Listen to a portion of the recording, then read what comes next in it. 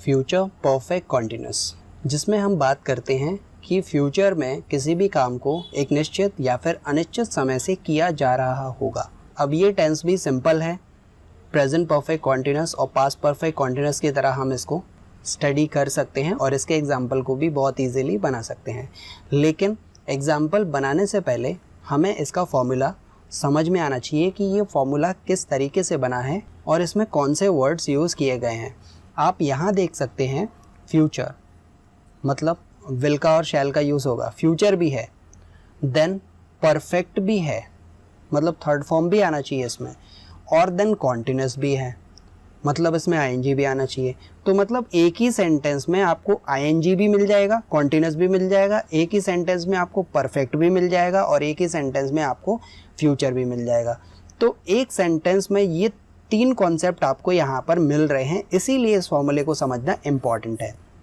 इस फॉर्मूले को हम वैसे याद करके हमें ऑलरेडी पता है तो हम इसके एग्जाम्पल इजीली सॉल्व कर सकते हैं, लेकिन इसको समझना ज़रूरी है। एक बार ये समझ में आ गया, we will never make mistake in understanding the formula and creating sentences related to that.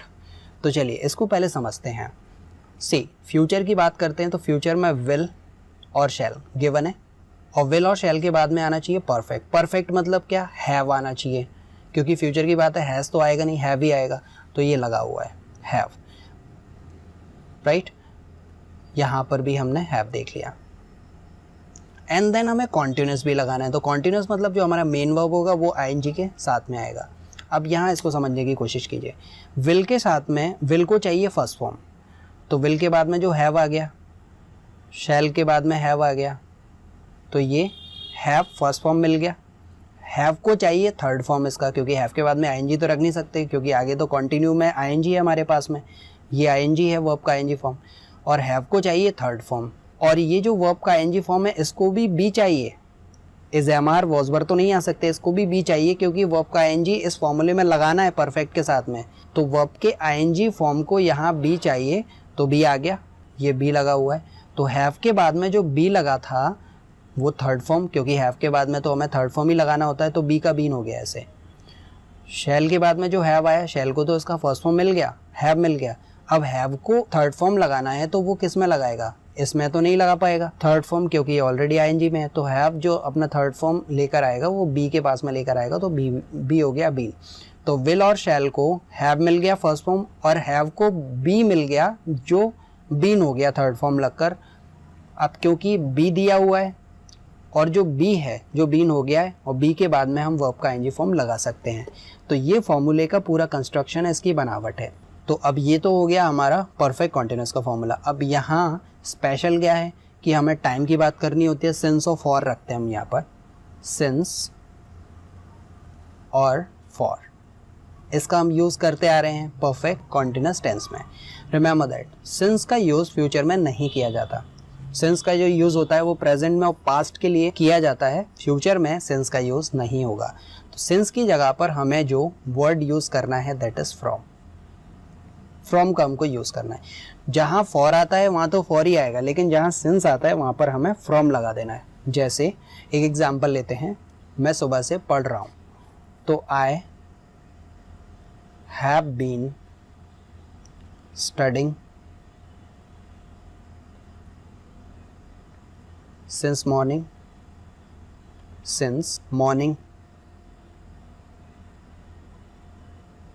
Right.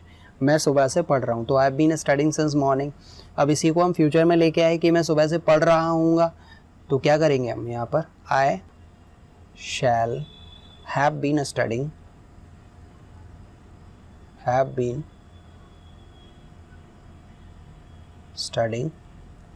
अब यहाँ पहले तो हम मॉर्निंग रख लेते हैं,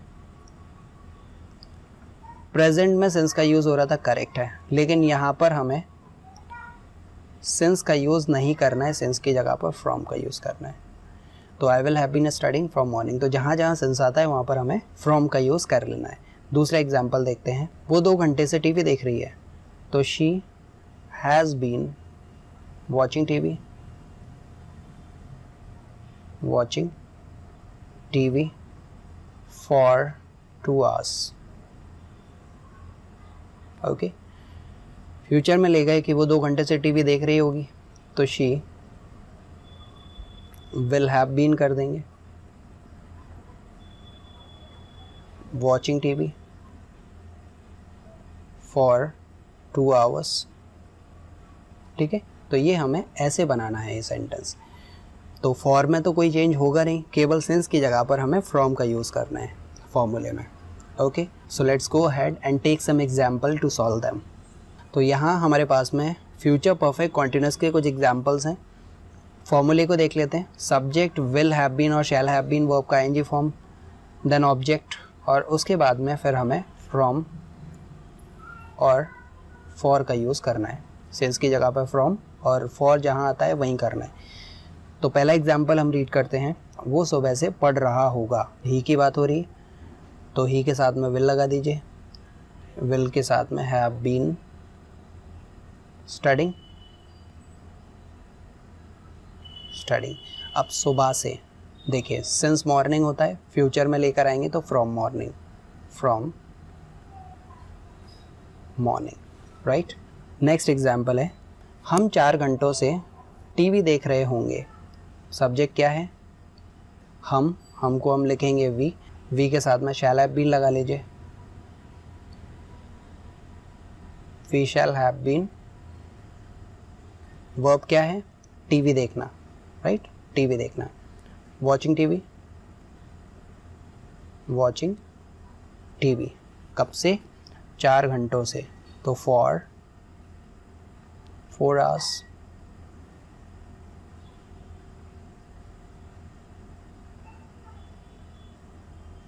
नेक्स्ट है, क्या तुम 10 मिनट से लिख रहे होगे? पहले तो ये इंटेरोगेटिव सेंटेंस है। अब सब्जेक्ट क्या है? यू है, रख लिया। क्वेश्चन है, विल को निकाल के आगे रखना है। हैव बीन जैसा है वैसे ही रहेगा, हैव बीन। लिख रहे होगे, राइटिंग वर्ब है, राइटिंग। टाइम देखिए 10 मिनट, काउंटेबल है, तो फॉर 10 मिनट्स, 10 मिनट्स। क्योंकि ये इंटेरोगेटिव था, क्वेश्चन मार्क लगा लिया। तो will you have been writing for 10 minutes, क्या आप 10 मिनट से लिख रहे होगे। नेक्स्ट है, क्या छोटू 5 बजे से फ़ोन चला रहा होगा? Interrogative again. छोटू क्या है? सब्जेक्ट है, रख लिया। छोटू के लिए क्वेश्चन होगा, विल से होगा, हैव बीन लगा दीजिए। फ़ोन चलाना, तो उसको हम बोलते हैं ऑपरेट द मोबाइल या फिर ऑपरेट द फ़ोन। किसी भी मशीनरी को जब आप चलाते हो तो उसको हम बोलते हैं ऑपरेट। ऑपरेट का ऑपरेटिंग हो जाएगा, ऑपरेटिंग फ़ोन। कब से? 5 बजे से, सी 5 बजे से। तो ओ क्लॉक, AM, PM जहाँ पर भी लगता है सेंस लगाते हैं, सेंस की जगह पर फ्रॉम का यूज़ करना है, फ्रॉम 5 o'clock। ठीक है, यहाँ हमें नहीं पता कि सुबह के 5 की शाम के 5, इसलिए हमने यहाँ पर ओ क्लॉक लगा दिया। नेक्स्ट है, वह 1 घंटे से उसे पढ़ा रही होगी। अब पढ़ा रही होगी मतलब ये शी के लिए, तो शी के साथ में विल हैव लगा दिया,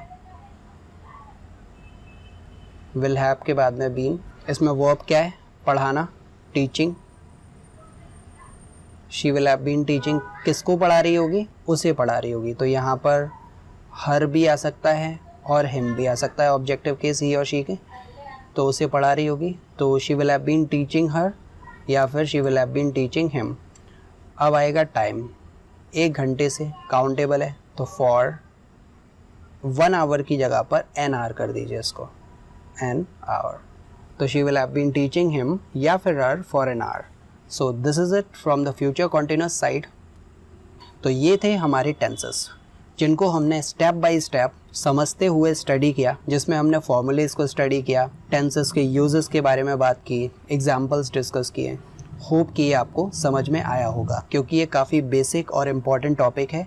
तो इसलिए आगे हम जो भी डिस्कस करने वाले हैं इंग्लिश ग्रामर में, उसका जो बेस है वो टेंस है। तो आप इस टॉपिक को अच्छे से क्लियर कीजिए जब तक ये टॉपिक आपको समझ में नहीं आ जाता। ऑल्दो टेंस से रिलेटेड क्वेश्चंस की एक पीडीएफ इसी टॉपिक के साथ में अटैच की गई है, तो आप वहाँ पर जाके उन क्वेश्चन को सॉल्व कर लीजिए। और जब आप उन क्वेश्चन को एक बार सॉल्व कर लेंगे तो आपके लिए टेंसेस को समझना बहुत ईजी हो जाएगा and you will be able to solve every question which comes in your exam. So बस अभी के लिए इतना ही। Thank you very much for staying with me. Wish you all the very best and have a happy learning. See you later. Bye bye.